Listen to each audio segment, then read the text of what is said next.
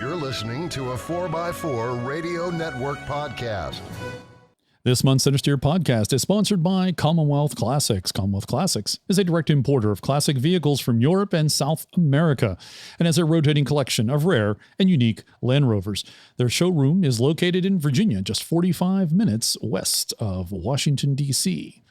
Visit www.cwclassics.com to view their inventory of classic vehicles and follow them on Instagram at Commonwealth_Classics.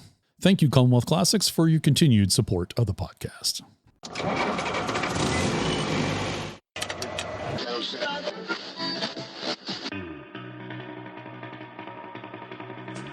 The Centresteer Podcast, a Land Rover podcast by Land Rover owners.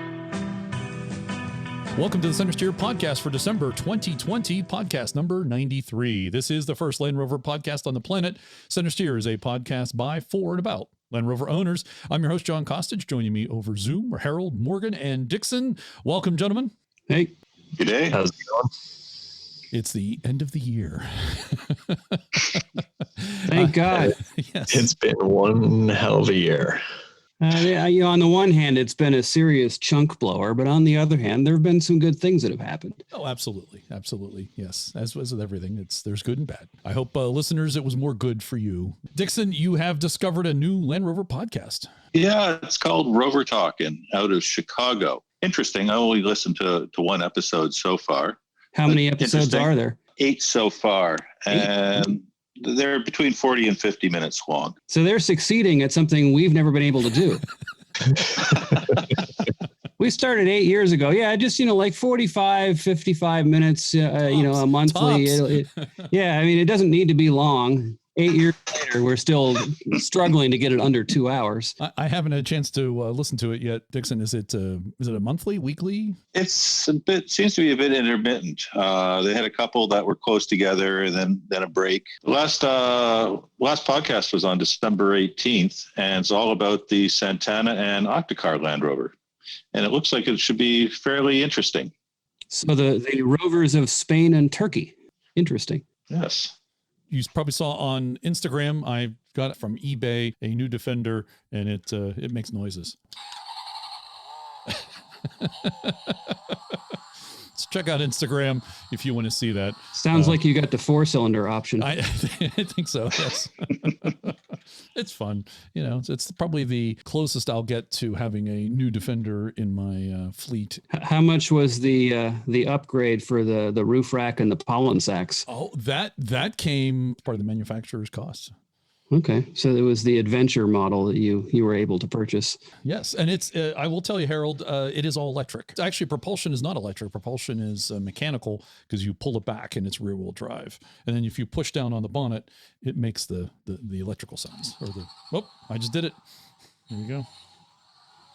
So it's all electric, but it's got the sound of a starter motor and an engine idling. Yes, and doors opening. If you open the door, it makes other sounds.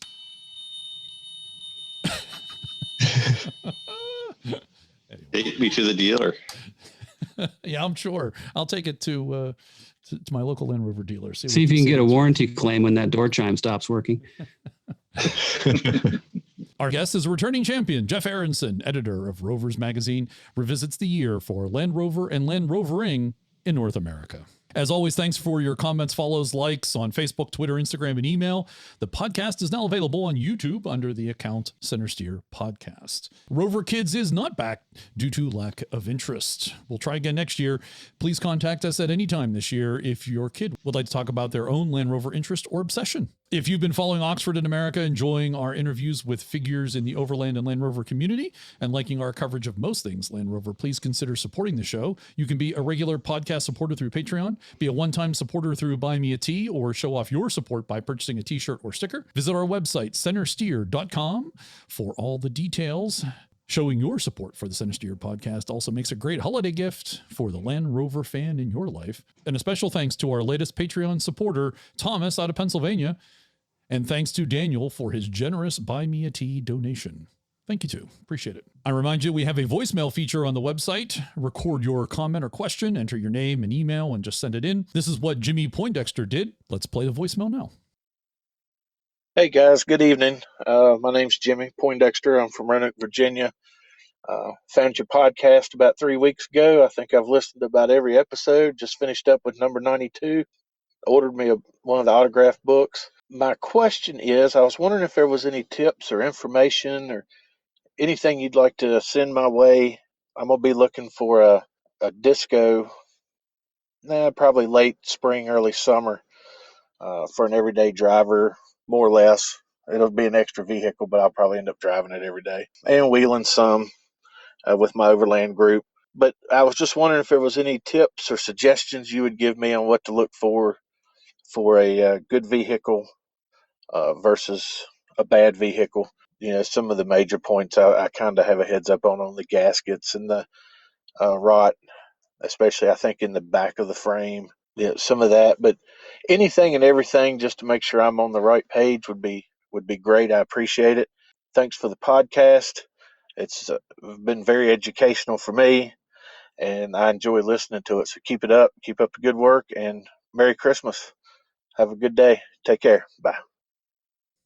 Thanks, Jimmy, for the voicemail. Gentlemen, I did email him afterwards just to get some clarification on what he was interested in. And he tells me that his plan is to buy either a D1 or D2, more likely a 2004 Disco 2.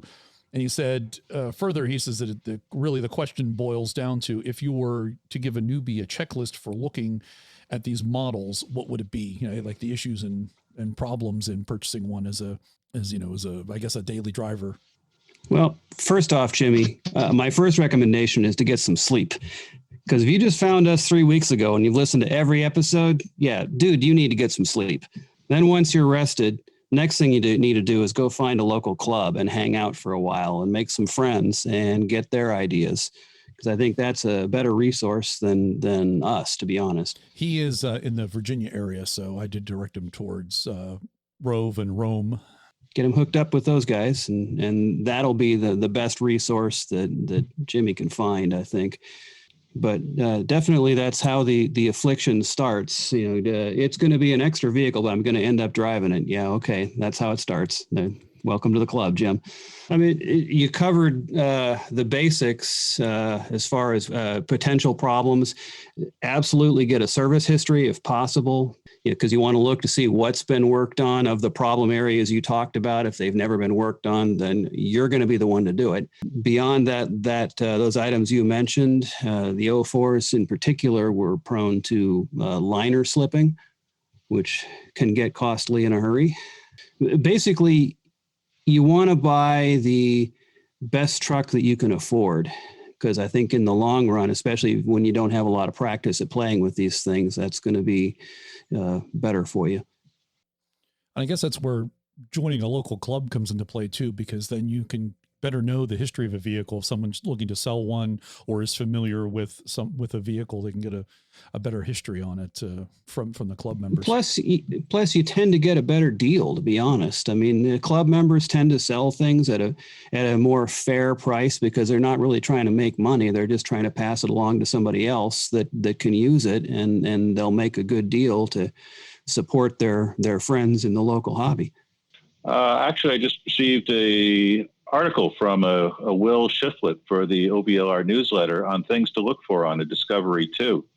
It's a one-page article, but he goes into such things as when you turn the key on, make sure all the lights on the dash are going off and such, because one trick people do is cover some of them up to try and cover problems. Yeah, it's the cheap way to listen to the engine. Yeah. Another is to listen to the idle, make sure it's not bouncing or surging or anything else like that. Ticking is a sign of a slip liner or something like that. Right. And then a whole bunch of things of looking around for rust and rot and things like that. But and then it says that, I'm not sure where in the States he is, but the price point seems to be $1,500 to $2,000 for these things or down. So, and he recommends being picky. And the woogada sound is normal. At least that's what I always sounded like to me. Yeah. That at the idle. Yeah, that's. Yeah. It's not a tick. I think that's a function of the oddball power steering pump they use. But yeah, it has a very woogada in the idle. Dixon, where can folks, or Jimmy in particular, find that information? Well, it'll be in the OVLR newsletter when it gets put out in middle of January. So it'll be available after that, and just send an email to probably you or I, and I'll send a copy out. Wonderful. Good. It's a good opportunity to let people know about the OVLR newsletter. Can anyone join OVLR and get the newsletter? Oh, anyone can. No restrictions at that at all. And where would folks find it? Newsletter, ovlr.org. For this particular issue and such, I'd say give us an email at Centresteer so we can easily go and send it to you. We'll redirect that over to Dixon if you are interested. But for those interested in OVLR and want to check it out, they can go to ovlr.org. That's right. Yeah. Again, I think your best thing you can do is get hooked up with some locals and poke around, look at their trucks, see what they've done, and probably they might know of somebody that's selling one. And I think that's maybe your best lead. I'd certainly agree with that. Jimmy, I owe you a t-shirt. Thanks very much for your voicemail. It is now time for the news. JLR halts production at Castle Bromwich. Production has been largely halted at JLR's Castle Bromwich plant due to a supplier issue related to COVID, causing delivery delays, the company has confirmed. First revealed in The Guardian on Friday, this would have been middle of December, production of Jaguar XE XF saloons is said to have stopped during last week and is not planned to restart for a further 2 weeks. However, the newspaper reports that the line is still running for the F-Type sports car. Next, the Land Rover Defender receives 5 stars from the Euro NCAP, and that is their safety testing entity. It's their version of NHTSA. The conventional Land Rover Defender 110 has received a top 5-star safety evaluation from the Euro NCAP. We assume that the plug-in hybrid P400e version will carry on with the same rating. This is from InsideEVs.com. It's also I can't see why it wouldn't. It's also interesting to simply watch how such a big and heavy vehicle performs in crash tests.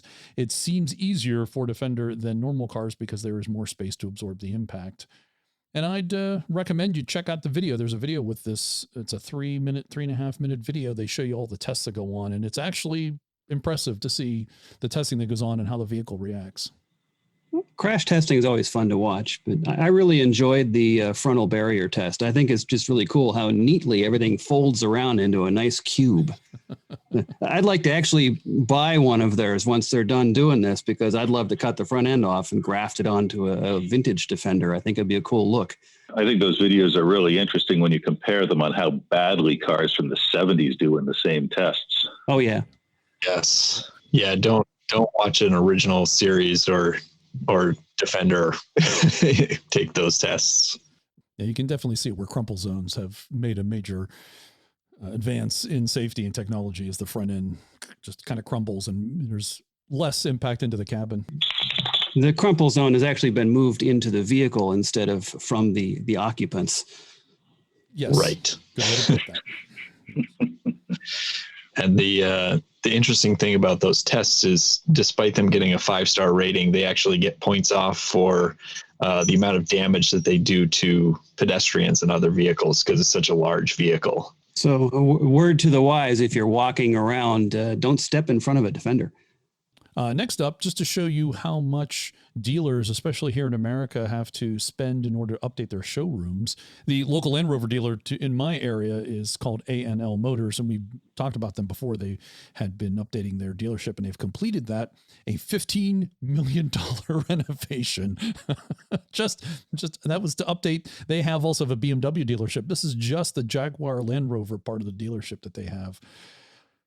It just kind of shocked me. They spent $15 million to update their dealer. It's just too much. It is. And in the press release, I counted at least twice using the word luxury. They talk about luxury car dealership and giving customers the luxury buying experience they deserve. So it just tells you, we know Land Rover's been going upscale and moving into that luxury segment. This kind of just reinforces right. that. And if you want upscale clientele, I guess you can't bring them to a place that's cinder blocks and steel siding. So can't go to your local Chevy dealer. No, the Chevy dealers have gone upscale too. I mean, they're all glass and chrome too. They had to, or else GM was going to pull their franchise back in the 08 recession. They have added to this Land Rover dealership brand new amenities, including a workstation lounge with a pastry cafe. Nice, but still no off-road park. Nice. They had an off-road park before. I assume they still have it. I can't see them getting rid of it, but interesting to note that when I did that test drive of the new Defender in south part of Pittsburgh, that is a brand new dealership within the last 2 or 3 years. They did not have an off-road park, and nor I asked about it, and they said there was no plans to get one, which I thought was not a good indicator for me, anyways, as a Land Rover fan. Well, and the interesting thing is that used to be a requirement, right, which makes you wonder: did they removed that requirement here in North America? Probably. Well, I guess that's part of the upscale experience, I guess, is that people don't care about that anymore. The real question is that, A&L spent $15 million updating all this stuff. Does the infotainment in the lounge still suck? Still a good old VHS player. I just, if they have a pastry cafe, could I go in every day and just get free food and go in? Would that be okay? That's it. Work in there. Yeah, work from there. Yeah. Right. Yeah. I need a place to work. I could just use their. I guess it depends on who you know, right? Use their free Wi-Fi. Assuming they have free Wi-Fi. All right, moving on. Pirelli designs custom Scorpion for Land Rover Defender. Pirelli has designed a custom Scorpion Zero all-season tire for the latest version of the Defender. The tire will be original equipment for the vehicle. In order to meet Land Rover's targets for having Class A levels of rolling resistance, Pirelli engineers worked from the standard Scorpion Zero all-season in 19 and 20-inch sizes to increase its off-road ability and reduce rolling resistance to a minimum. To meet Land Rover's performance and efficiency targets for the new Defender, the Scorpion Zero all-season tires underwent a modification to the structure with a new design on the shoulder and a double tread block, which improves grip on mud, grass, and snow. This is essential to the Defender's performance stability, for all those high-speed and off-road applications. I imagine it's a real compromise off-road, but the Scorpion was always a pretty good road tire in snow and ice. Adding this double, the double tread block? I assume that's probably would help off-road. Is that the thinking there? I guess it depends on where it's located. And some of the side tread pattern, it sounded like they changed some of that as well. Interestingly, usually when you do a low rolling resistance tire, it's the compound is a much harder compound, which is worse in mud and snow. So it's ice. Yeah. And so, there's probably a fair number of compromises there as well. Well, if you think about it, there's only so much they can do. An all-season radial, tire is really a misnomer. It doesn't exist. Well, I mean, yeah, all season really means we used to, when they first came out, they really sucked. We used to call them no seasons because they really weren't good at anything, but they were universally not bad at any of them, but just not good either. The technologies have come a long way with the modern compounds and tread patterns. They run their tread patterns through computer simulations and can really optimize them. So they also have years of experience of figuring out what doesn't work. Yeah. And moving on to a kind of analysis opinion piece. Inside the industry, COVID provides fresh start for JLR. So I'll read you a bit of this. JLR's problem started long before the pandemic with its Charge and Accelerate and Charge Plus programs were launched as it scrambled to save an almost inconceivable 2.5 billion pounds in 18 months back in 2018. As Chinese and American sales slumped and the collapse of diesel hit it especially hard, its sales mix having peaked at around 90% of the total. And then COVID-19 appeared. But what could have been a death blow, or at least a blow hard enough to push JLR into a joint venture or merger, was not. Thanks to its wider issues, JLR went into the pandemic leaner than most, and notably made a profit last quarter off the back of encouraging revenues. Its troubles are far from over, but it could be that the pain of past years is what has saved it now. Maybe, just maybe, the coronavirus has been the leveler that JLR needed. A rough Brexit could have set it back again, and surely there are more tough decisions ahead, but it could be that this time is finally right for a leaner JLR that's keener to accelerate again. So that was a good analysis, something I hadn't really considered. It's an interesting notion. Interesting take on it. I'm not sure how all the other car manufacturers are faring. JLR, I think maybe having to go through that lean program early may have certainly helped it to weather the storm.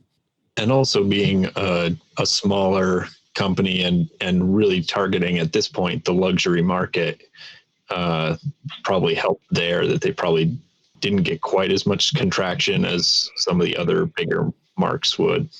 And now we'll move into one of our other favorite topics, Jerry McGovern. Oh, yeah, because we just love talking about him. He had an interview with Auto Express, and so I'll read you some of this interview, and it's entitled "The Future of JLR." JLR design boss reveals all.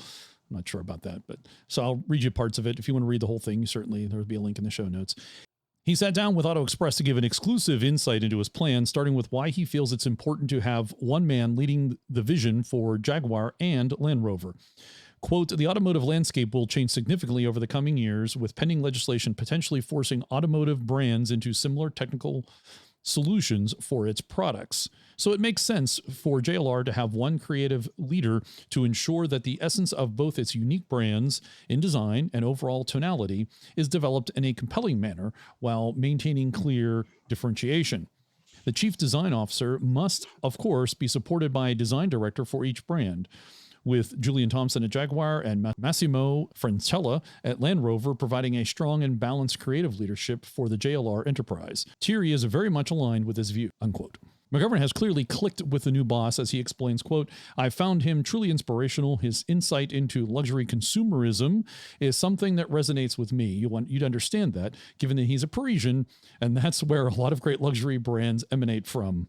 Unquote. I've added the emphasis on luxury and Parisian. Moving on. So what can we expect to see from the McGovern team? Quote, that's the $1 million question, isn't it? Over the years, I've developed a structured approach where before we start designing anything, we go through quite an intensive creative intellectual process where words are written down to help define a vision. A design strategy evolves from this process to create the guidelines for the design team. The design strategy that we developed for Land Rover over time became the Bible for everything we did. We have talked a lot in the past about Jaguar's unique design heritage, which is clearly important to give the brand its authenticity. However, if just applied to a modern design language, it will not be credible. Whatever we create has to have integrity. You start by looking at the past and see if anything is codifiable in a relevant modern context. Ultimately, it's about capturing the essence of your heritage, not a retrospective look and feel, unquote. So it's clear that future Jaguars will acknowledge the past, but look to the future. As McGovern explains, quote, Jaguar cars of the past were of their time. They weren't looking back. They were looking forward, unquote. McGovern references modernity a lot when he talks about Jaguar design, as he has done about Land Rover, but he also talks about exclusivity. Quote, when you buy a piece of luxury jewelry, say a Cartier, for instance, you know that its intrinsic value will increase year by year. Can you imagine if you bought a luxury vehicle that did the same? That just gives you a flavor, but I haven't got anything to show anybody yet, but we have a level of alignment around the emerging design and brand strategy, unquote. Although McGovern wouldn't give any clues to the shape of future Jaguars, he did reveal his brief to his design team, quote, think big, dream, don't feel constrained, and by the way, don't even think about the competition, unquote. So that was the kind of the Jaguar stuff. And then, but I'll skip ahead because also he talked somewhat about Land Rover that's relevant to us, of course. With the Defender and Range Rover pillars looking after themselves, where does that leave Discovery?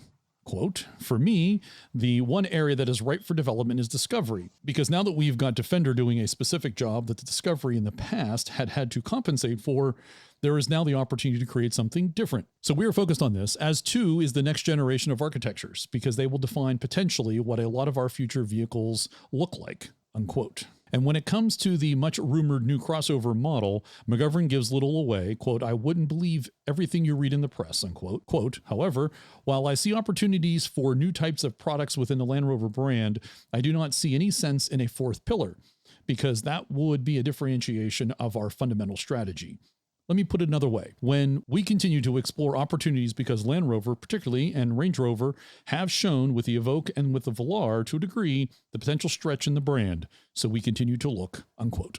So that is the new JLR design. He's now in charge of both design on both houses and both manufacturers. So he's not giving away any hints about the future look of the Jaguar, but I think it's pretty easy to figure that one out. Just walk into your local Range Rover dealer. I tend to think they're all going to look alike, reading between the lines of that.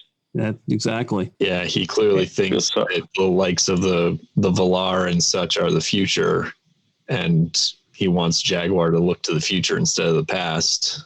Right. Look to the future as long as it's his future. Yeah. Well, and to be clear, especially here in America, cars are not selling well. And the future seems to be crossover SUV, 4x4, whatever word you want to use, and it's almost a reality. Ford's getting out of the car business.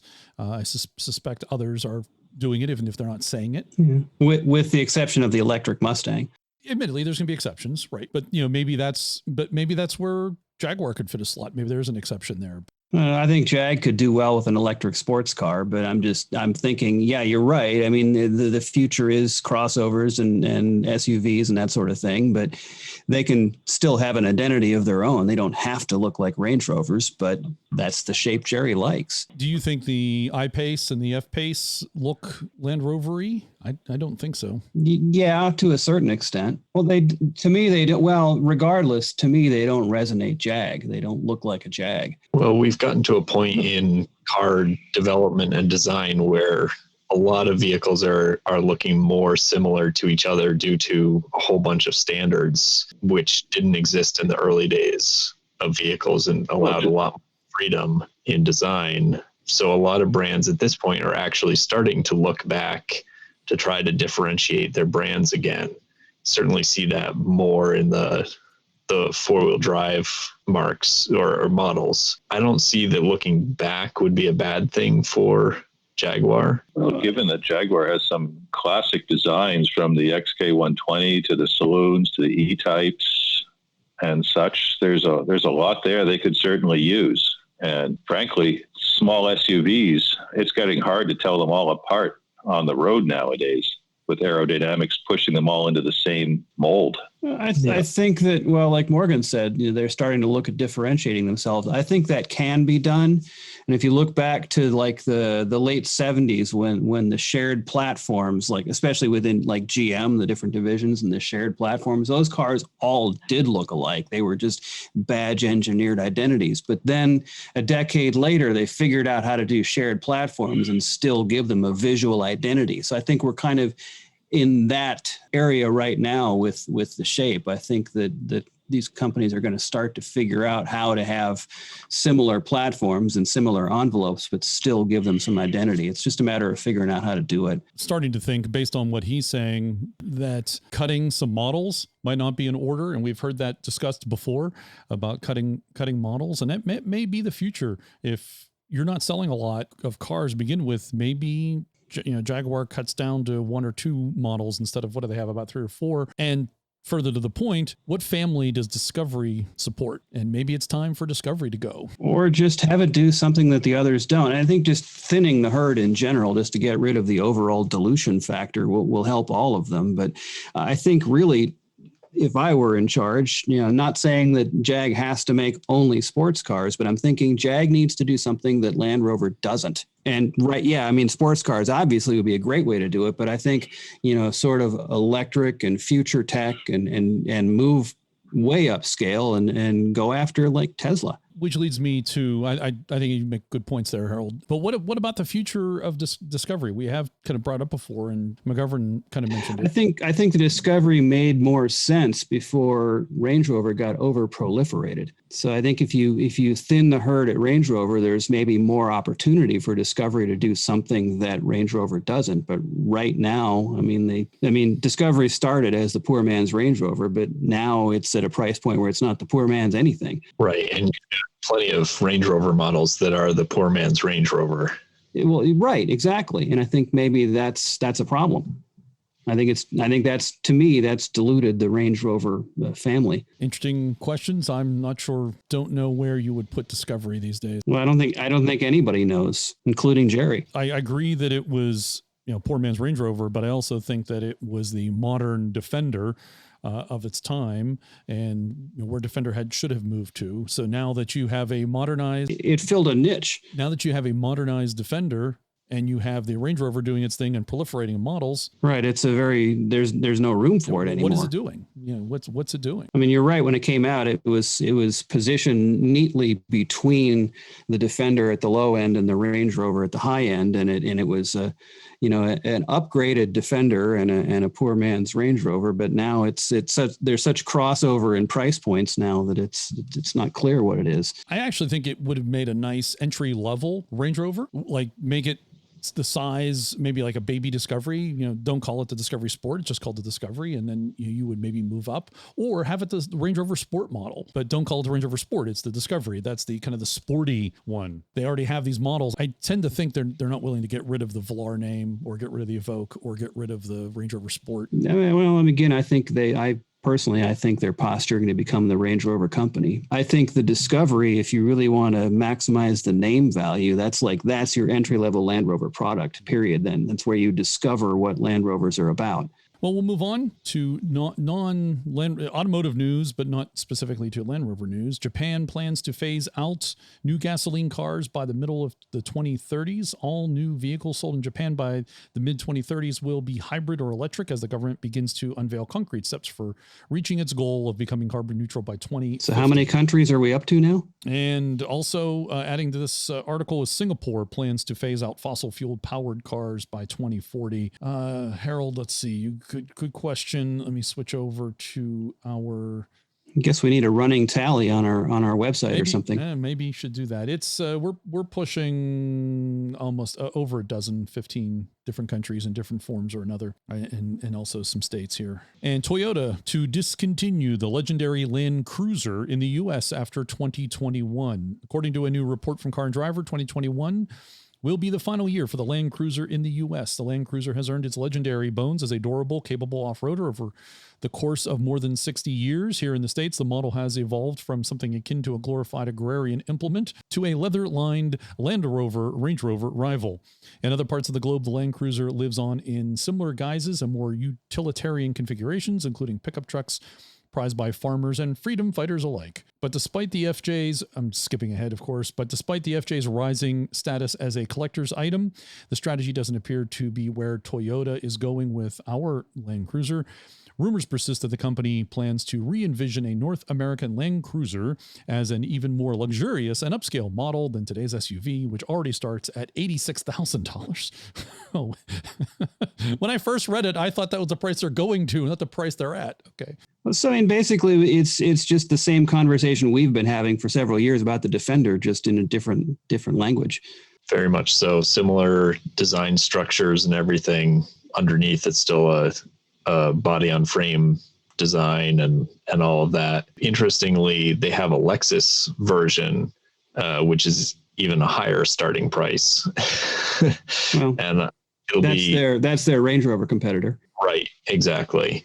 Yeah. It'll be interesting to see how that changes. And if I would imagine that the Toyota model will still come back in terms of a Land Cruiser, but the Lexus version will probably, continue with the higher end trim and everything. I know Toyota's history seems here in the US, from my experience, and I don't follow it that closely, but they don't seem to be too concerned about what names fit what models and what they mean. What was the RAV4 used to be the entry level small SUV, and it was an SUV and it had capability. And now it's become a CUV. It's more car-like and doesn't look anything resembling, it doesn't have that design elements, I think, to continue on. I think they're just chasing the demographic that's been buying it. Right.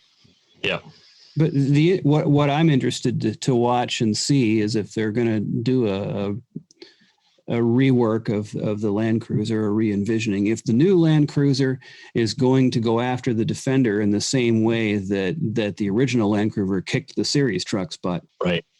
Ineos boss opts to build British heir to Land Rover Defender in France. The Grenadier vehicle will be built at the Smart factory in Hambach, close to the French-German border. The deal will safeguard 1,300 jobs at the factory, but dash hopes for an automotive revival in South Wales. So that's the Ineos Grenadier to be built in France. At a former Smart. How much? That's interesting. I wonder how much of this is subsidies versus Brexit. because I know the British government poured some subsidies into the factory in Wales that they hoped that was going to be taken over for it. Now they're off to Germany/France. I guess the Mirror or the British tabloids are going to start calling it the deserter. I suspect they're moving closer to their suppliers, because isn't Magna Steyr helping out with something and Mercedes-Benz helping out with something else? Well, I mean, Steyr really is, I mean, yeah, they are their own company, but they're been closely allied with Daimler for decades. So but yeah, I mean, closer to the suppliers, closer to the engineering. There may also be subsidies to be had on the continent as well, tax benefits for keeping factories open and keeping people employed. And now to some new Defender news. Land Rover sends 2 Defenders to the Dakar Rally. A Range Rover won the first ever Dakar Rally back in 1979, so the British know a thing or two about building a capable SUV. Although not competing in the 2021 edition of the iconic race, Land Rover is sending 2 Defenders as support vehicles, and they're completely unmodified. On the face of it, sending a couple of support vehicles to a rally event doesn't sound too treacherous, but the Dakar is no ordinary rally. Countless race-prepped and highly modified vehicles have fallen victim to the terrain of this course. And since these Defenders will be looking after the Pro Drive team, they'll need to work quickly to keep up with the brilliant drivers. Those drivers aren't accustomed to going slowly either, as one is a 2-time Dakar Rally winner in Nani Roma of Spain, and the other is a rather famous French rally champion who has won the WRC 9 times, Sebastian Loeb. The 2 Defender 110 models will have to look after the team's 2 drivers' medical crew and other support staff across 13 days, 12 stages. 7,600 kilometers or 4,700 miles. What vehicle they're competing with, because I would hope it's a bowler. Yeah, what's ProDrive running for a competition vehicle? They make the point that the Defender is not actually competing, but the thing is, those support vehicles take the same pounding that the competition vehicles do. They just a little slower, but then they're doing it with a full complement of tools and spare parts on board. Well, maybe next year or in a year or two, they'll have Defenders compete in the rally itself. I think that maybe that's a lead up to that. I'd like to see a support truck division, basically. Next, why the Land Rover Defender is a better daily driver than the Jeep Wrangler. So read a couple bits about it, about this here. It starts off though. If you have to ask that question, I think you guys are listening to the wrong podcast. The entry here is no matter how well the Defender fares off-road, there will still be plenty of buyers who never take it off the pavement. For them, Land Rover has managed to create a package that's just as lovely on the road as it is off. Land Rover sent us a Defender 110 SE to review, and we quickly learned while it's a better daily driver than a Jeep Wrangler. They break it into different sections. I'm not going to read them all. There's looks good no matter where it's parked, industrial chic interior, room for a family. The one I will read is under comfortable road manners, because it's something that we probably haven't heard too much before discussed. Off-road vehicles are often... Certainly never in the context of the legacy Defender. That's true. Off-road vehicles are often terrible to drive on the road. This is not the case with the Defender. Though a Range Rover is far more road-friendly, the Defender easily bests rivals like the Jeep Wrangler and the Toyota 4Runner with its wonderful on-road manners. The electronic air suspension soaks up road imperfections, and the steering is far more precise than we anticipated. It can still feel floaty at highway speeds, but nowhere near on the level of the Wrangler or the 4Runner. The Defender is also quieter than these vehicles, making it a much better road trip vehicle. So then there's a couple other sections after that, but there's something about the on-road manners of the new Defender. I think they should put out a follow-up article why the legacy Defender was a better vehicle to drive than the Wrangler. And then there was a series of videos that have come out in the past month. We'll reference here, and you've probably seen some of them. Maybe you haven't. If you haven't, I recommend you go out to our website. We'll have links to them. First up is TFL, the Fast Lane.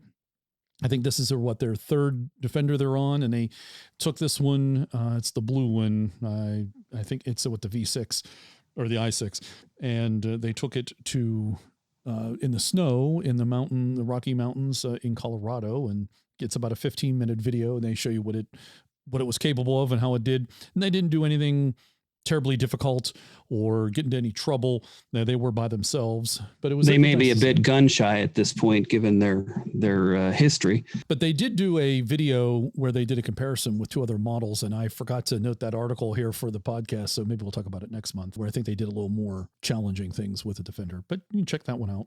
And I suspect they'll do some more things and have some more content eventually anyway, as they get some more time with it. And then two known names. First up, Tiff Needle. He reviewed the new Defender.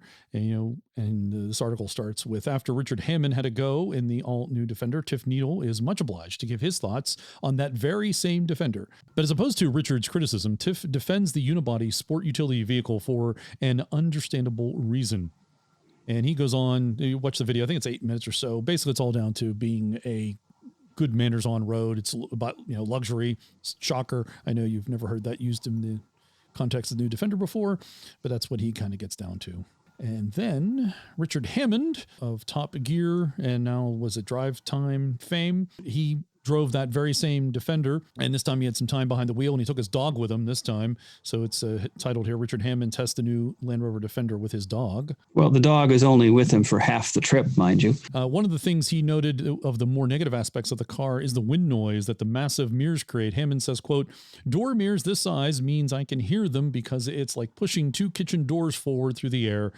There is wind noise, which kind of surprised me because it's the first time I've heard anybody talk about the wind noise when they purposely designed those mirrors to be aerodynamic and supposed to be better than what aircraft wings or something. Well, I mean, the old mirrors pushed a lot of air too, but the difference is now you can hear the wind noise because you don't have all the other noises being produced by a Defender. Well put, Errol. Well put. And then Hammond goes on to say, quote, it's not for farmers. It's for this, a brief escape to the outdoors and scurry back to a life that, thankfully for most of us, can be more comfortable and more luxurious than anything that could have been imagined at the time of the Land Rover's original launch, when a tea tray with handles is considered a luxury that could make you soft, unquote. The article goes on, this new Defender is a far cry from what the Series 1 could do and what it represented. Perhaps that's why Richard doesn't even think this car deserves the Defender name. He says, quote, oh, and Land Rover, one final thing. Why didn't you finish the job properly and put a Discovery badge on it? Because that's what this is. This is the best Discovery you have ever built. You just put the wrong name on it. I think I agree with that opinion. So do I. I do like the car. I think it's nice, and I support it having the Defender name, but it does add to the conversation about where does Discovery fit in? What is it doing? And next, two-door V8 Land Rover Defender 90 spotted testing in public. Well, I know we've talked about it before, but got more information this time. Now, however, an unusual prototype has been spotted, and we believe it's got a V8 under the hood. One can tell that this Defender is powered by something special, judging by the squared-off quad tips sprouting from the back of the vehicle, but that raises the question, what V8 might actually be in this car? The short answer is that there are two possible candidates we know of. One is JLR's in-house 5-liter V8, which already powers some other Land Rovers and Jaguars. The other is the BMW's 4.4-liter turbocharged V8, which is found in the German automaker's fast sedans and SUVs. The latter is considered a possibility because JLR is reportedly having issues producing its in-house V8. It was being made by Ford under contract at a plant in Wales, but Ford recently closed that facility. JLR decided to keep all of the tooling for the engine, though, relocating production to a different location. That might seem like the end of the story, but it's become clear that Land Rover is testing its new Range Rover with a BMW V8 engine. And then this goes on to conclude here. And with a ban on the sale of new gasoline-powered cars arriving in the United Kingdom as soon as 2030, this may just be the last V8-powered Land Rover Defender. Let's hope they pick the right motor. Yeah, I don't think it's going to be the last V8 Defender because I think that, maybe it'll just be you have to special order it through SVO or something. But, the Works V8 remakes of the Legacy Defender are still out. So, I mean, it just become a specialty thing. Maybe the last time they do a production V8. Also, it may only be available in certain markets where internal combustion engines can still be sold.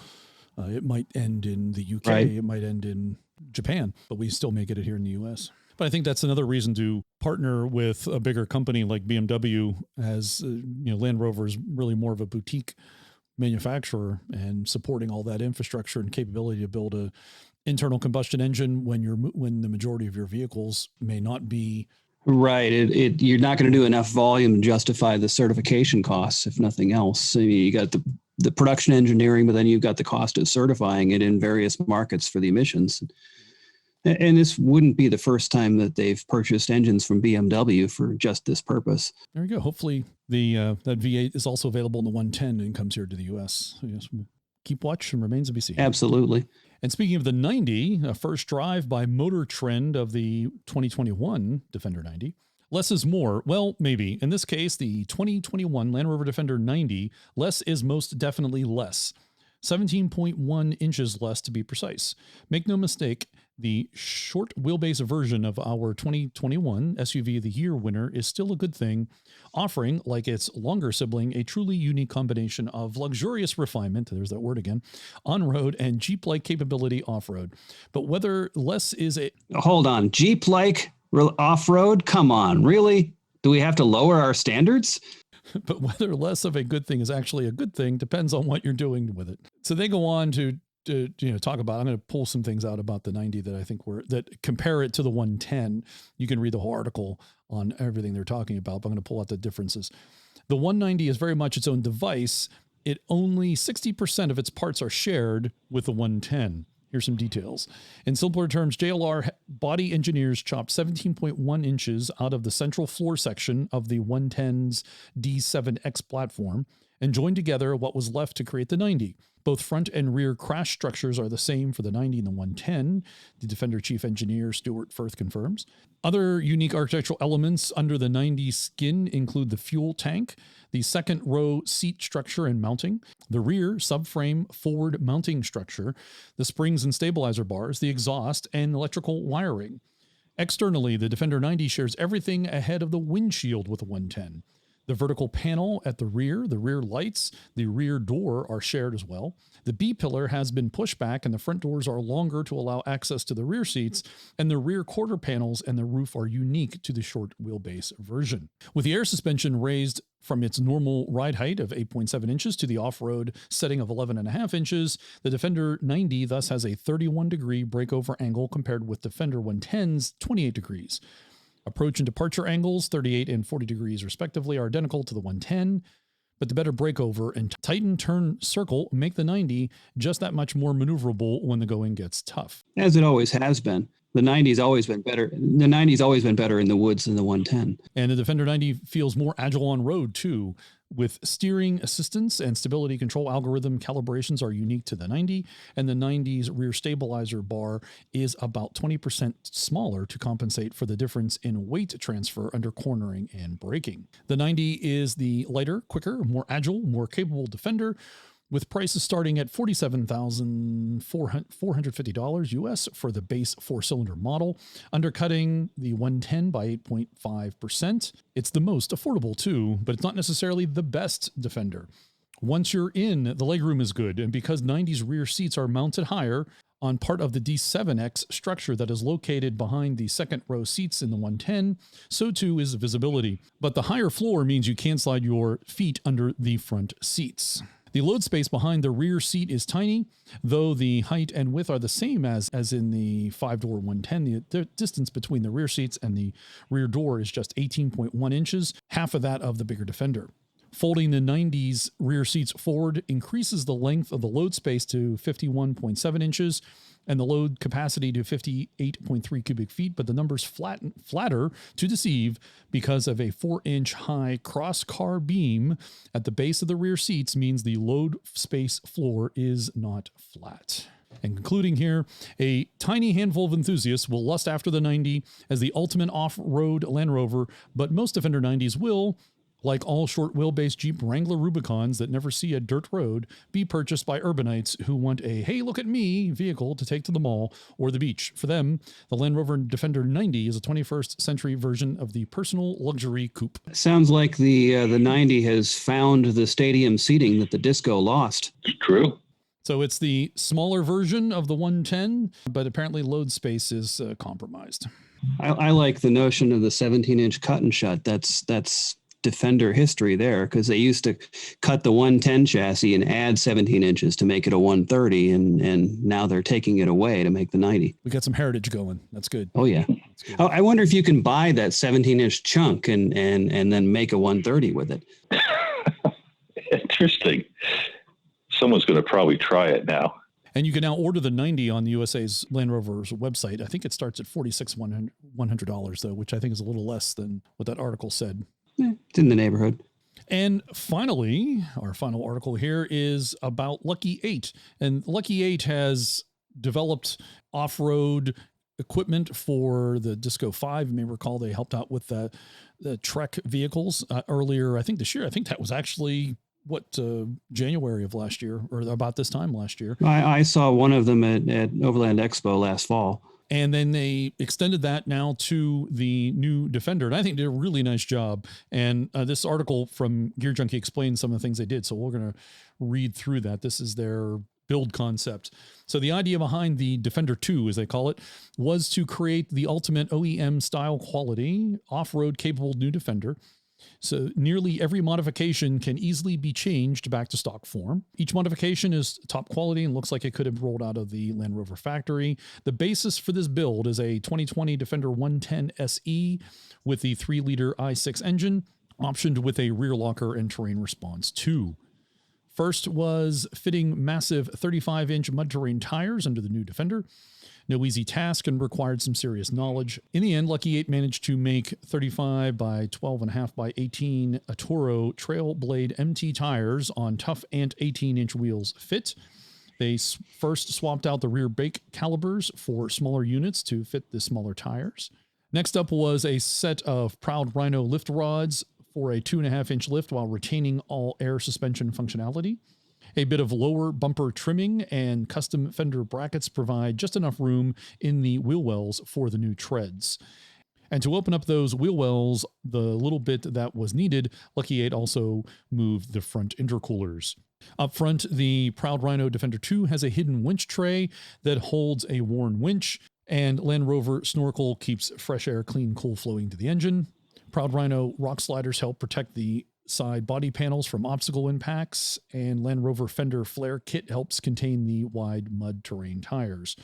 On top, the new Defender has a Land Rover roof rack outfitted with Tread Pros, a Crazy Beaver shovel, high lift jack, and 2 jerry cans. A Proud Rhino rear ladder provides easy access to the roof rack. Here's the best part. It's rear access, so it's on the back. It's on the next to the door on the back of the Defender, where I think it should be. Right where it should be. Absolutely. And Lucky 8 Proud Rhino Defender 2 build started as a $68,000 base truck and received about $20,000 in upgrades. So that is your Lucky 8 Off-Road Defender 2. I don't know if I called it the right name, but there you go. That's based on the SE. That's the mid-grade model, right? Yes, mid-ish. Yeah, okay. Yeah. Mm-hmm. I'm having a hard time keeping them straight, but no, that's all built out. That's a good price, but I'm assuming that if somebody didn't necessarily want all those features, they could choose a la carte from Lucky 8's catalog and get the things they do want. It's just interesting to see all the stuff they've developed for it. If I'm not mistaken, I think the Proud Rhino is their house brand. I believe so. I think that's the case. Yeah, I think so. I know they've been doing a lot of custom stuff for a number of years. The 5 last year, and the Disco 3s and 4s, and the P38s even. They've been in this game for a while, doing some really cool stuff. If you haven't seen it, go check out this article from Gear Junkie. It looks the part. The new Defender really looks the part. It's a gray with some orange livery, and then the stance looks really nice. When they took the picture, they put it at its maximum lift, and it's got the big chunky tires. It looks the part. It really does. And that's the news for December 2020. It's December 2020. Jeff Aronson is back on the podcast for the annual wrap-up and review. It just would not be December without Jeff anymore, I think. If you don't know, Jeff Aronson is the editor of Rovers Magazine. If you don't know Jeff by now, where the hell you been? And he's calling in to us from the island of Vinyl Haven off of Maine. Welcome back, Jeff. Thank you very much, Sean. And hi to everyone. Jeff, it's 2020. What happened this year? Well, that is a wondrous question. What happened to the world this year is the large, but it turned out to be a surprisingly good year if you're a Land Rover enthusiast, for reasons that were totally unpredictable. If you can remember back to the period before the March pandemic restrictions, go back to late 2019, early 2020, the angst, the excitement, the fear, the loathing, as well as the thrill of the introduction of the new Defender. And when it finally showed up in person, first at the Frankfurt Auto Show, the previous 2019, then at the Los Angeles Auto Show for the U.S. Debut. The answer of would there be a successor Defender finally at least was answered in person. But it would not be until January that the general public or even the automotive press could really put some time in behind the wheel of a Defender. And for that, Land Rover in the US chose to set up what for it was a most extraordinary festival, the 4x4 Festival. And John, you may want to translate my New England for the rest of the listenership. Sure. 4x4. That's what I said. Yes. You know, in my head, I wanted to say 4x4 Anyway. Yes. But so this festival did something that combined the adventure of off-roading. It combined the social aspect and the role of music in contemporary culture in the U.S., along with every possible exhibit of Land Rover's history and its partnerships with organizations within the United States. So at this 5-day festival in the Coachella Valley outside of Palm Springs, California, came some 9,000 people. And I met readers from New England, from Alabama, from Texas, as well as those from the Southwest and the Pacific Northwest, whom you would expect to see at a California event. But the extraordinary range of people who came concurrent with it was the first dealer meeting in an adjacent location to introduce the Defender to the dealer network as well. But unlike most of the Land Rover events that I've attended over the decades, the group present were not necessarily the avid off-road or camping or overlanding aficionados. They were heavily tattooed, nose ringed, pierced ear, and other body parts, no doubt, music aficionados who were very excited about Land Rover's connection with it. And if the idea was that there is a group of late teens, 20-somethings, 30-somethings who really like Land Rover product, but have not necessarily had an event Land Rover promoted that reached them easily, this was the one. Musically knowledgeable folks told me that the people who performed were really big deals. And they performed brilliantly. And the stage show on each afternoon and night rivaled that you would see in any large arena or outdoor event. It was spectacularly done. And sprinkled throughout the hundreds of acres of the Coachella fields were this amazing range of booths and presentations and demonstrations and learning opportunities. So if you didn't know anything about riding a horse in an equestrian manner, you could do so right there. If you had skied before and you wanted to test yourself in a virtual Wii type activity against members of the U.S. ski team that Land Rover partners with right now, you could do it right there. You could learn how to throw an axe if you hadn't done that. And the range of cooking and camping and opportunities there were just hundreds of booths. So this is the lifestyle portion of the event. The lifestyle, but it expanded what we understood, or what I might understand in a shallow way, of who's enthused about Land Rovers. And there was no question that the same folks who came for the music also came and did because the same 9,000 or so actually ran the demonstration course, a 15 acres of off-road course on a flat field, creating moguls, side slopes, ascents, descents, all to show off the Defender. And you got about a 15-minute opportunity. And people waited for hours to take that ride. And that's one of the great videos from that event was you behind the wheel. That was cool. Or one of the more frightening ones that will probably be thrown in my face at various moments. I was in a giggling at that time. I admit. You should, no shame, Jeff, no shame. I think that was Good. You were clearly happy and you were excited. It showed, and I think that was a good sign. The other great moment there was during that whole demonstration drive was they brought the Land Rover driving team instructors from all over the U.S. and Canada to come down. Those who were Camel Trophy veterans were there. Those who were longtime driving instructors, and some of the newer ones were brought in from. And then there was a Camel Trophy presentation. Jim West, Daphne Green, Jim Sweat, Fred Monzes, Tim Hensley. It was an amazing group of people brought together, and you could spend an hour with each of their presentations that were set up and scheduled during the day. The huge tent, if you will, that metaphorical tent of who is a Land Rover enthusiast, was really brought to bear at that. And it turns out that the man really responsible, whose company was responsible for all the logistics and organization, David Corso of the Corso Group, is an enormous Land Rover enthusiast himself. He purchased one of the Portuguese cool and vintage painted Land Rovers, a 109 that where the frame looks like a bit of graffiti art in a modern city underneath. Mounted it on a mirror so that as you walked by, you could look under the car without having to kneel down. That's cool. That's it. I mean, he bought it on the spot once it was shown at the event. So for him, this was, yes, a job, but a labor of love at the same time.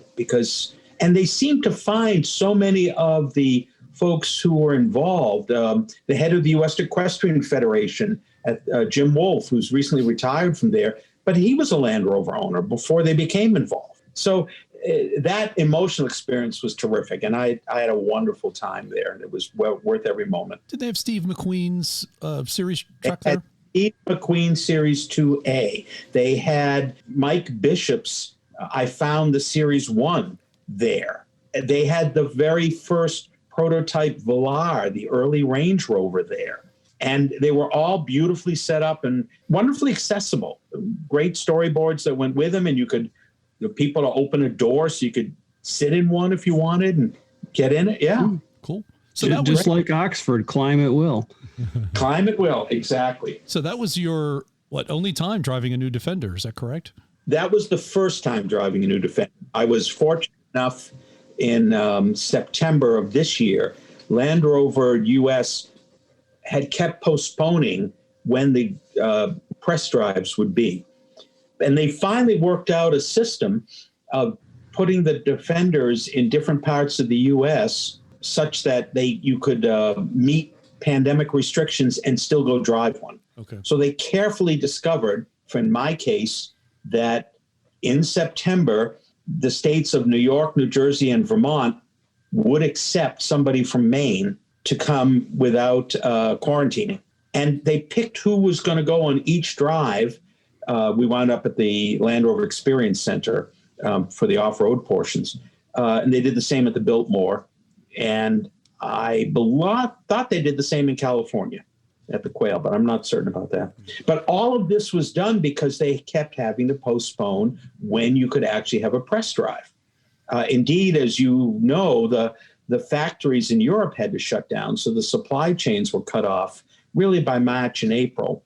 And that delayed introduction of the Defender well into the summer here. The first opportunities for a lot of us journalists came in September. I think that delay was partially compounded also because Land Rover donated their press fleet to the Red Cross, did they not? Yes, they did. Those were, while they were left-hand drive, they were definitely European models.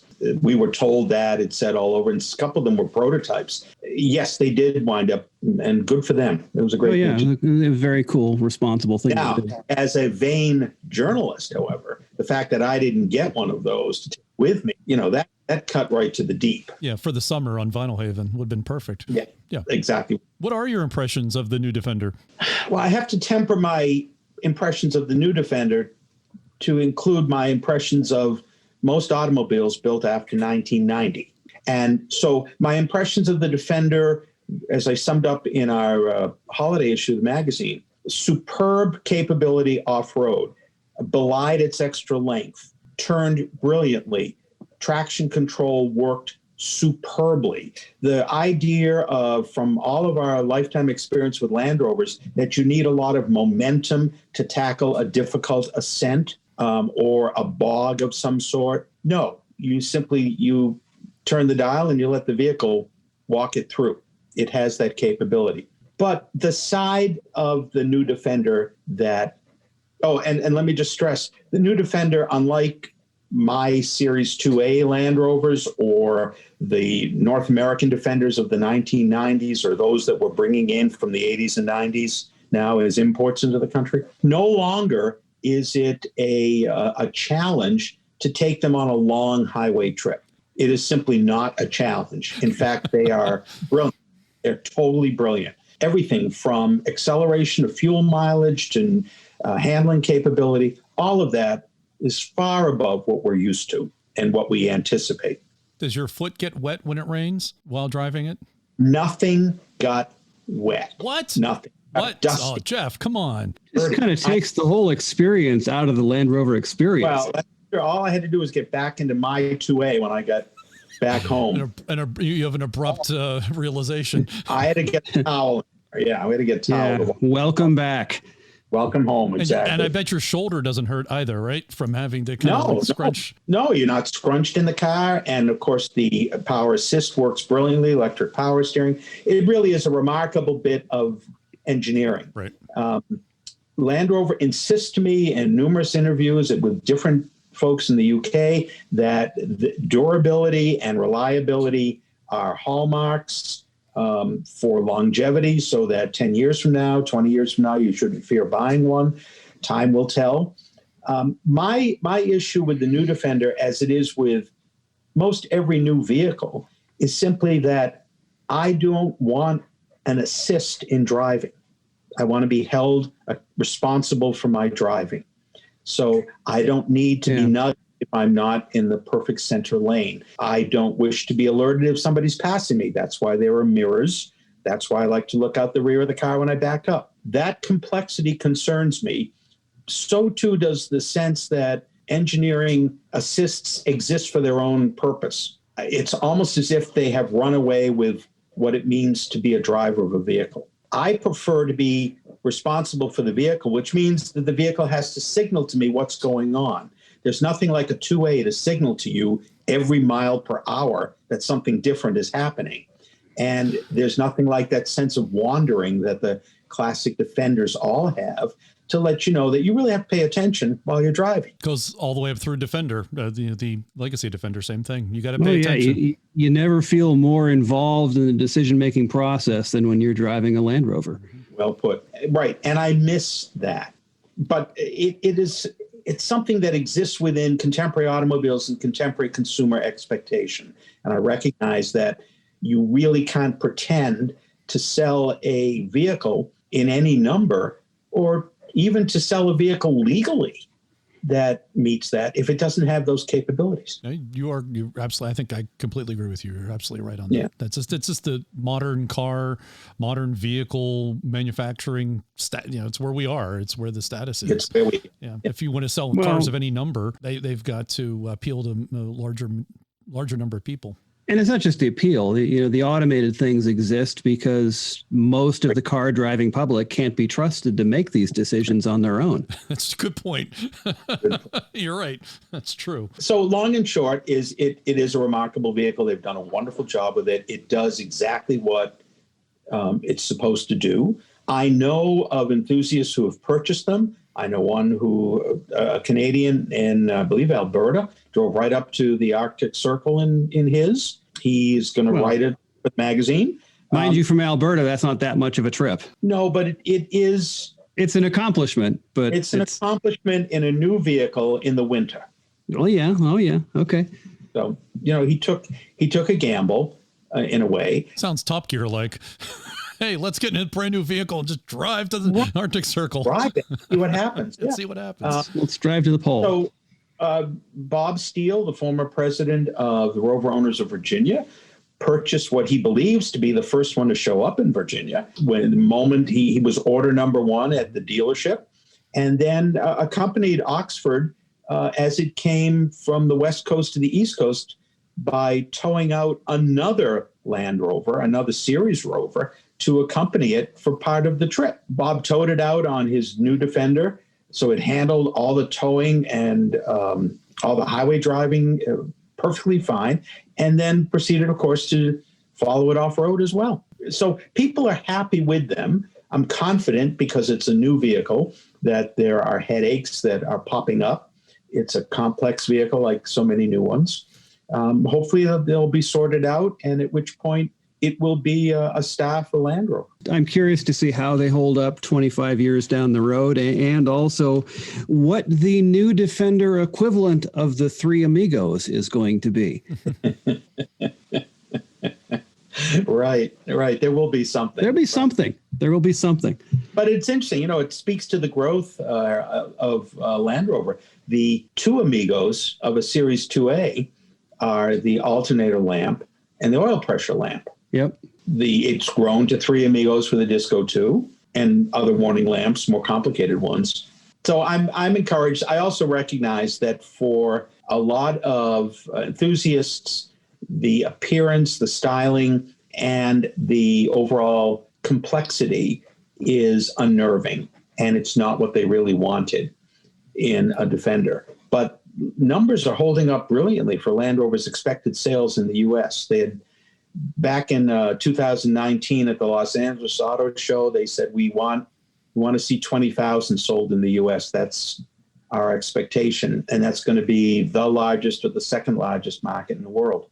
And if the Facebook groups are any indication, they definitely are appealing to a new audience. Yes, they are, and very so. And they're reaching, even with the delays, the orders are very healthy. But I cite that because it's important for us to recognize as enthusiasts that was a scary time for Land Rover. Land Rover North America's headquarters emptied out. They're still working largely remotely. If you were a dealer, you didn't know if you were going to have product to sell.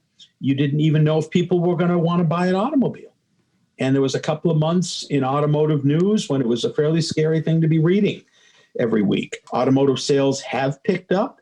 They're going to be fairly healthy considering remote work for white-collar folks gave them the wherewithal to continue to purchase cars. The lack of interest in crowded flights, crowded buses and trains meant that a lot of people want to take a car instead. And miles per gallon is less of an issue when you're working from home because you don't drive so far all the time. And the cost of fuel is down right now, so you can afford to take a trip.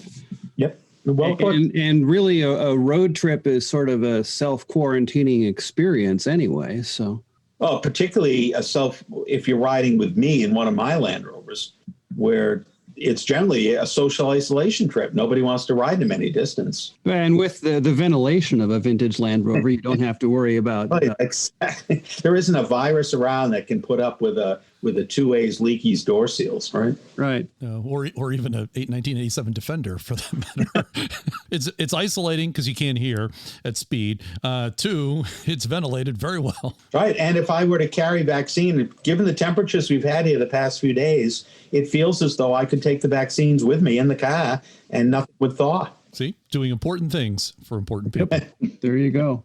So that was a big deal. The 90, incidentally, I've been told by Land Rover just recently, will definitely be here this first quarter.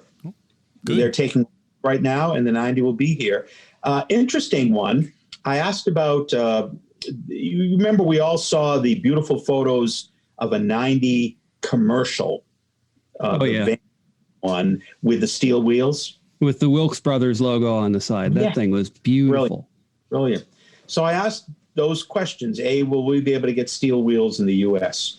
And interestingly, the answer is yes, but only with the four-cylinder motor because of a different braking and front-end system required for the six-cylinder. So as of yet, they don't have a steel wheel equivalent for that. The commercial at the moment won't be available in the U.S. We still have to deal with a relatively low lack of demand for commercial vehicles in this country that aren't pickup trucks, and the so-called chicken tax, the tariff that's placed on commercial vehicles that are not produced here in the U.S. 25%. And there's just not enough profit margin on the commercial vehicle anyway to justify it. Well, certainly not to homologate one for the U.S. market. Right. which requires extra work. Yeah. They need to focus on the higher models where there's more margin. Right. For US, they do. And Right. the rest of the world will enjoy the commercial. Yeah. What about the V8 or a diesel engine? No diesel in the US. No diesel in the US. The demand has dropped quite a bit for diesels in the US in the Land Rover. So when they first came in on the Range Thanks, Rover, Volkswagen. yeah, thanks, Volkswagen. Exactly. When it first came in on the Range Rover and Discovery models, their sales were higher than they had anticipated. That was great news. Then indeed came the Volkswagen headaches. The fact that our fuel prices just really don't add up to needing a diesel. Yeah, they are usually equivalent. And the torque equivalents of the new turbocharged engines are diesel level. I mean, if that's why we all wanted diesels, the early Land Rover 90s 110s and the earliest Defenders was because that weedy 2.5 liter or the 200, that engine just as a petrol engine just wasn't much for that. You get to the 200, 300 TDI, now you have real torque, real power, low RPM, and you have much better fuel economy. And low maintenance, high longevity. Yes. All the things you look for in an engine. Exactly. Well put. But in the U.S. market, it's not worth the headache of having to engineer to our diesel standards that to this day are still different than the diesel standards in the rest of the world. Well, I think that you're stuck with, like you say, the gasoline engine has come up so much in capability to where it's close to the diesel. So the advantage isn't there. And the cost savings of the diesel isn't there. So what you're left with are people who buy diesels because they like diesels. But in this country, those people want big trucks. Yes. Yeah. And right. And even there, I think over time, that's going to lessen with the torque figures that are coming out of the newer gasoline engines. They sound good. For some people, that's enough. Yes, and some people that is more than exactly. I mean, I love me a good diesel, so I can't. But well, maybe Harold, in the new world when we have electric engines, you could then just pipe in the sound of a diesel engine, and you'll not know the difference. That'll be an option. That will. That's going to be, and if not, it'll be a mod that people, third parties will easily will do. Exactly. Other big things for Land Rover were that the models overall, once the supply line came back on, the sales figures have remained quite healthy. It'll definitely be less because there's simply fewer vehicles brought into the country. But that's been a good thing for Land Rover as a whole. The Defender really has brought some attention away from all the Range Rover attention that came for the past half dozen years here, and finally brought some attention back to the Land Rover name as opposed to the Range Rover model lineup. Wait a minute, are you saying that my friends might finally know that I drive a Land Rover, not a Range Rover? No, I think the damage has been done. I'm afraid so. A little too much Helltown beer, I think, John might have done. That's not a thing. That is not a thing. So the other sort of interesting aspect that occurred, obviously many of the big events that we were all looking forward to around the country, in Texas, in Colorado, in California, that were scheduled for the spring and early summer, were all canceled out. And yet over time, they became replaced by a number of much smaller events and activities that in many ways brought us back to the way that Land Rover's enthusiasts used to gather together. We didn't need a huge event as an excuse. We're simply going to join friends for a weekend of camping. And the Maine Winter Romp last February was the last major event that was held until the Mid-Atlantic Rally. And even that was much reduced in size back in early October. Campsites carefully placed apart, communal activities ended, if you will. All online registration, no touch registration. Exactly. But the interesting part was just how many people took the opportunity to work on their Land Rovers or have work done on them, to perk them up or to bring them in, and gathered together for these small events all over the country. And it's really been quite extraordinary. There's actually a new organization in Massachusetts. The old Bay State Rover Group had sort of filtered away, and now there's a Massachusetts Rover Association. It was formed during this pandemic time. There's a revived Vermont Rovers. These lend themselves well, I think, to being very healthy for keeping the spirits up within the Land Rover world. Harold, I don't know about your own situation, but every specialist shop that I've talked to try and, frankly, find stories to write, tell me they're very busy and they're getting lots of inquiries about Land Rovers. In many ways, the arrival of the new Defender brought a renewed interest in the heritage Defenders. And I think that if the new Defender brings new enthusiasts into the Land Rover world, then maybe it's done its job. Yes. Yeah, it will do its job. It will do its job. Similarly, the manner in which dealer networks, which for a while really didn't do a very good job of connecting with enthusiasts, in my mind, have realized that the enthusiast community is a really helpful way to bring spirit into the dealership and bring an awareness and spirit into the dealership. I have found that in talking with enthusiasts, that their dealers care more about them, partially because the ones, whether it's the classic Range Rovers, older Range Rovers or Discoveries with models that are still being produced, and the reintroduction of the Defender meant that they really wanted to connect. And there's your visual proof that you can have a new Land Rover for a long time if you chose to. Look how old these ones are.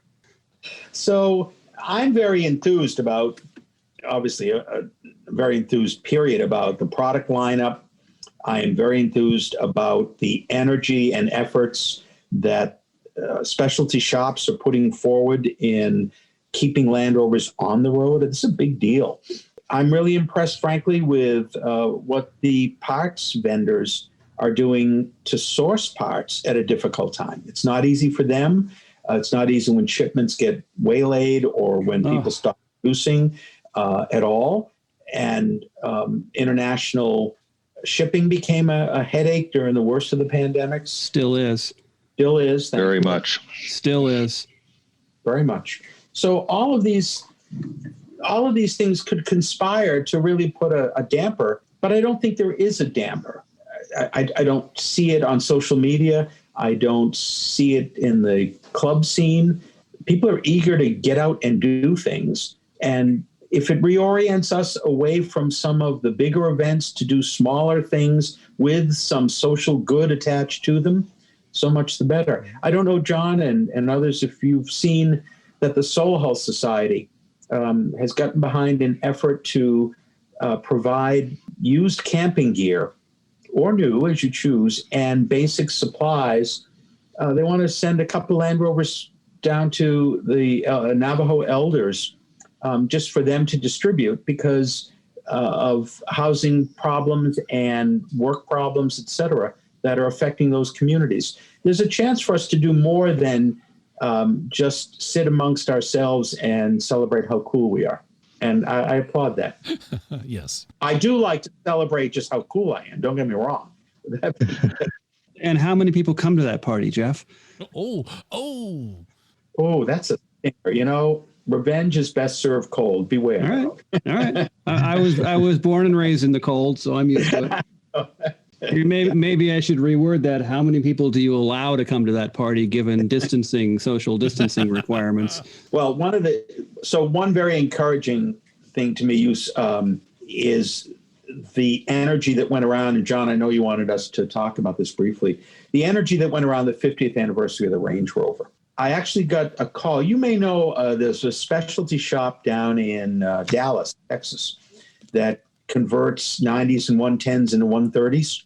So one of the people who was deeply involved in that until recently and now is in a separate operation down in Texas, a Land Rover operation, told me with absolute glee that she purchased a P38, which for someone who's 25, 26 is an old Land Rover. I wonder if she's as gleeful now.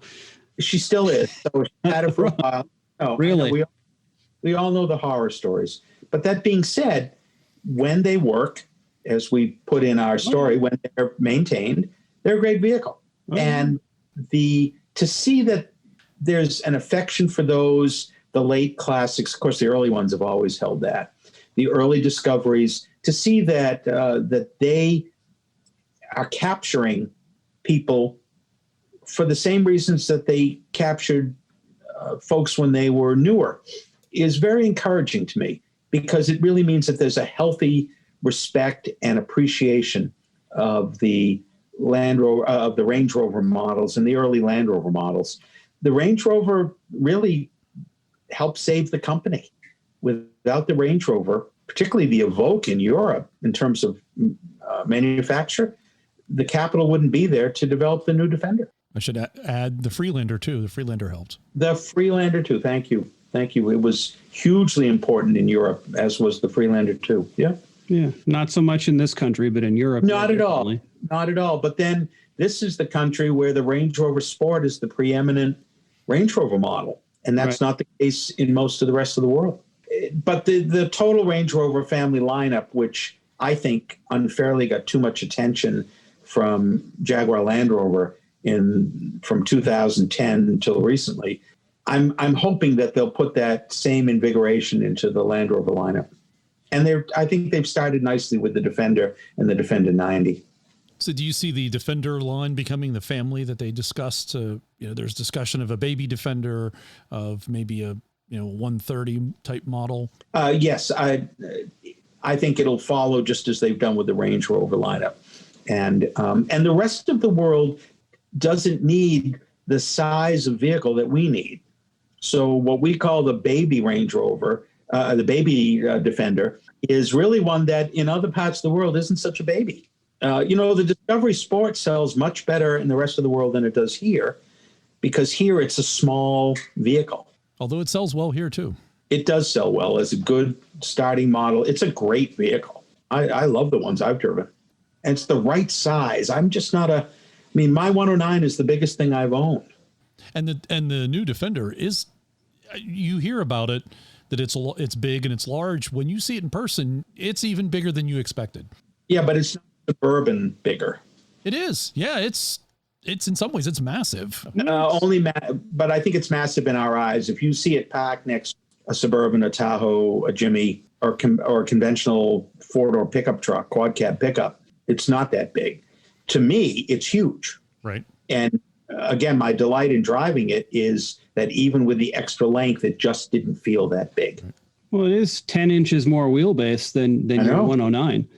And yet, because it has a real steering system, it actually is very maneuverable on tight trails, despite its extra length. Well, it has a suspension that was designed during our lifetime, Jeff. and an engine that was designed during our lifetime. It moves. I have never, ever turned a steering wheel as often as maneuvering my 109 on job sites here on the island. My gosh, every turn requires a Y and another Y. You become the master of the 17-point turn.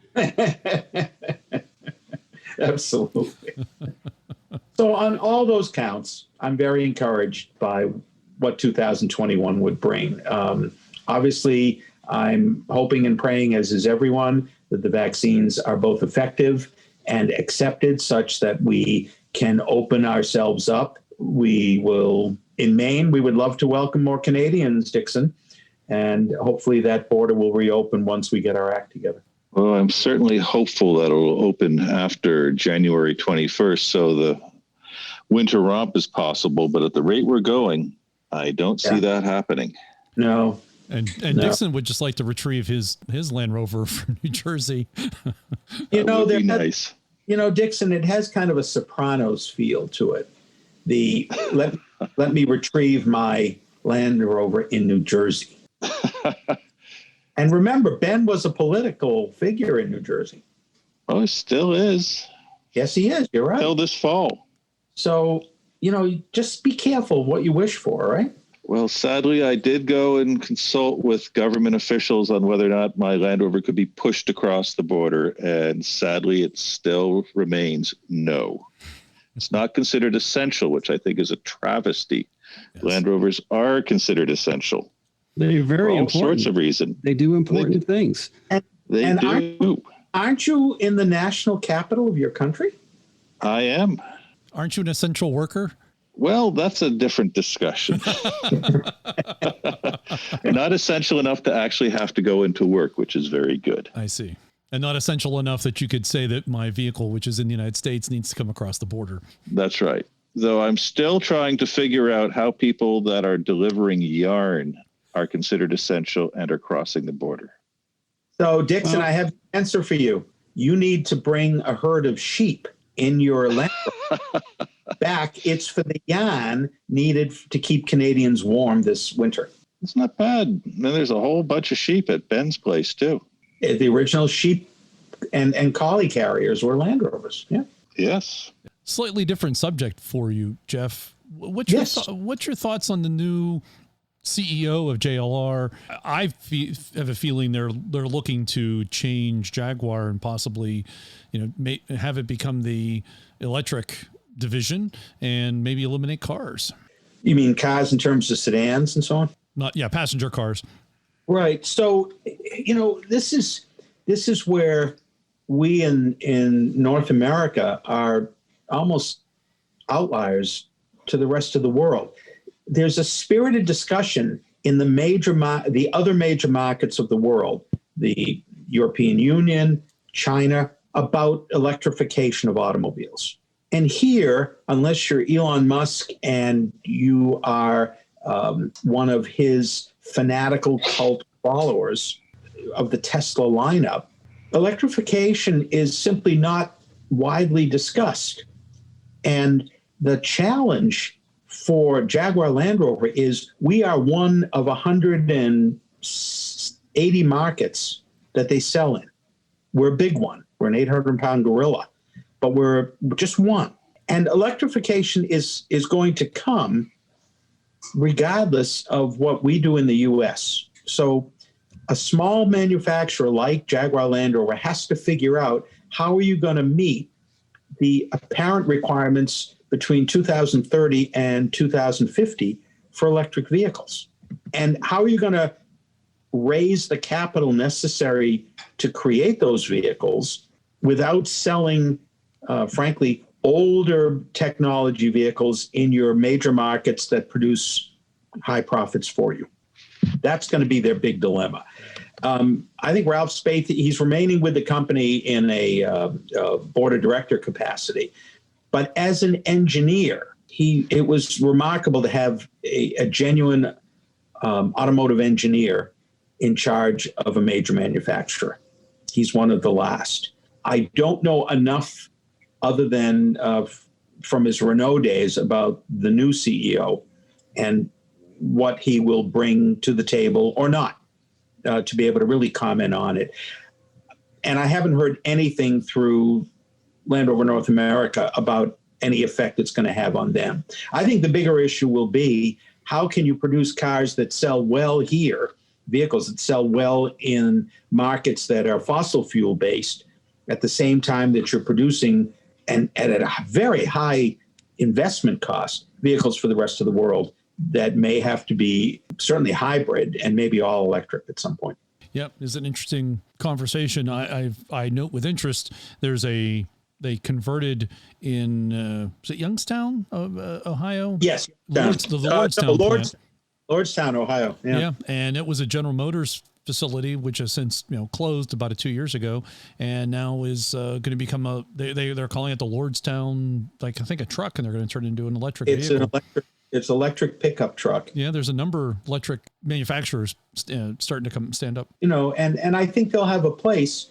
But when you see the prices, it's like looking at the Grenadier, the British Grenadier, or now going to be German Grenadier because it's not England. When you look at it and you realize all of these things, the Rivian, the Bollinger, they're all talking $100,000 as a starting price for these early models and so on. Well, even the Tesla is a premium priced vehicle as well. Totally anything electric is going to be ridiculously expensive right now. Right. When you talk about that, how are you going to get people to adopt them in the kinds of numbers that say to private investors, hey, we should build a charging station network? who's the 7-Eleven of charging stations? Well, that's sort of the catch-21 of the whole deal. It's like the vehicles won't become popular until the infrastructure is there, but the infrastructure won't show up until the vehicles are numerous. That's why Tesla built charging stations too, because they knew they knew that was the issue and had to do that. And the same thing happened with Harley Davidson. They provided electric bikes for a long way up, and they actually built charging stations on the way to help them with their journey. Oh, right. Yeah. So here's one. I don't know if you guys see it as much as we do here in Maine and northern New England. As you know, 20 years or so is the average life of a fuel tank, an in-the-ground fuel tank at a convenience store or gas station or general store. I'm finding here in Maine that a number of them, when those tanks reach their end of life, they're not replacing them. It'll become a little harder to actually find gasoline as easily as we're spoiled and used to. Unless you have a very high volume place, which lends itself later to electrification because it's high volume, it's going to be harder and harder to get fuel easily. So the sort of range anxiety that you might have in an electric car might become something you have to think about in some of our less efficient gasoline cars. That was a big thing in California even 20 years ago. Because out there, in fact, the longevity of the tank, it wasn't that they were rusting through because of all the climate and that sort of thing, but there was always the fear of leakages contaminating the groundwater. So there was a lifespan that was mandated. And after a certain amount of time, you had to dig the tank out. And so they wouldn't do it. The gas station would close down and it would become a Mexican restaurant, which is, I guess, just a gas station of a different type. But and a lot of stations actually went to above ground tanks to sort of get around some of that. That's actually what we do on the island. That is an above ground. We have one place to get gas here, and that's it. And it's about 50 to 75 cents more expensive than it would be on the mainland. And a barge comes and fills the above ground tank, and that's the only way. Yeah, it's that boat ride across that brings the price up for you guys, I'm sure. Got to be shipped over. But I'm just saying that there used to be an underground tank at one time. And when it came time and we realized we would have no gasoline available unless it was our fishermen's co-op that decided, okay, we'll go into the gas business. Wow. Yeah, lucky. But I guess I want to suggest in closing that 2021 will really be a year to continue to celebrate the enthusiast, the individual enthusiast, because that's what's keeping all of this going for us. As long as there are pandemic restrictions, there will always be difficulties in gathering together. But it's what the individuals are doing, what social media makes possible for us. I do want to put a shout out. If anyone doesn't receive the Ottawa Valley Rovers newsletter out of Canada, which Dixon is the editor, I encourage you to do whatever you have to do to steal a copy. Because it is highly entertaining and speaks volumes as to why you should want to be a Land Rover enthusiast. Well, and I think it's almost as long as the Rovers magazine. It's not just a newsletter. It's really a magazine. Yeah, very much so. I think we beat it in pages, but that's only because we have the effort of Rovers North behind us. Well, it's actually interesting in a sense that it reflects what Jeff has been saying with more and smaller events and so on, in that this has been a year with effectively no events. The only event I think that was written up in the newsletter was the Winter Romp. And yet it's the second largest year in terms of volume of material that's put out. And that's without event announcements, without event write-ups or anything else, which shows how people have come forward to contribute. Well, they have nothing else articles to do on back at home. Different things. Yeah. Just like folks were able to have their trucks worked on because they couldn't go to an event, so they'll get all those upgrades and changes made and modifications. I can speak of one supplier anecdotally, which is sales are down, but volume is up by 80%, in the sense that there's a huge rise in tiny orders, but no big ones. So which is interesting. Guys working at home doing maintenance and stuff are going to generate the higher volume of small orders. Well, Jeff, thanks very much for your annual visit. Very much. I look forward to next year. Hope you'll have more to discuss in the way of kind of a return to normalcy, whatever that means. Although the lack of things to discuss didn't seem to slow Jeff down much this year. Nor has it slowed us down. No. Yeah. Right. We're still pumping out 3-hour podcasts every month. So yeah. Merry Christmas, everyone. Happy New Year, and stay safe. Merry Christmas and Happy New Year to you too. Same to you, definitely. Yes, likewise, for sure. You're welcome. Take care, guys.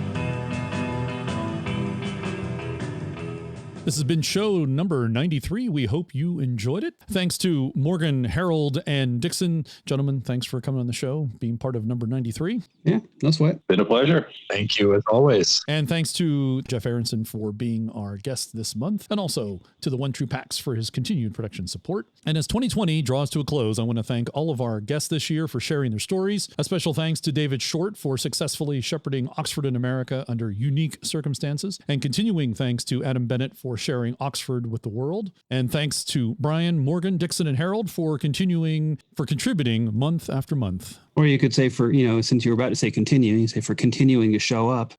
I'm going to leave that in. And thanks to our listeners for sticking with us for nearly 8 years, especially in this historic and challenging year of 2020. Here's to a better future for us all. Visit our website, Centresteer.com, to listen to previous shows and for show notes, which have links to stories discussed in today's podcast. If you're not a subscriber, please do so to get the show automatically. You can connect with us on Facebook, Twitter, Instagram, email, and voicemail. And you can directly support the show at patreon.com/Centresteer.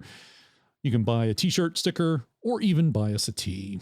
Click on store on the menu of our webpage. We're part of the 4x4 Radio Network, and I invite you to check out the other 4x4 related shows at 4x4radionetwork.com. Dan Cole's 4x4 podcast posted their off-road overland gift guide for 2020 a couple weeks ago, and I recommend checking that out. The OnX off-road map app looks very tempting. It's like $30. It's a neat looking app. Thank you for listening. We'd love to hear from you and what you're up to in your Land Rover. Click on voicemail on the website and let us know. The next voicemail will receive a Centresteer t-shirt. Until next time, I ask you to share the show with one other Land Rover enthusiast. And you may now resume your important things.